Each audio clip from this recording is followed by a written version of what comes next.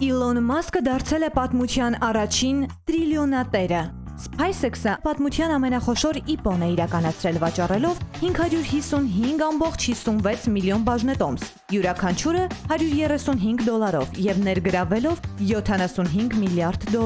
Գործարքից հետո տիեզերական տեխնոլոգիաներով, արբանյակային համակարգերով եւ արհեստական բանականությամբ զբաղվող ընկերության արժեքը հասել է $1.77 տրիլիոն,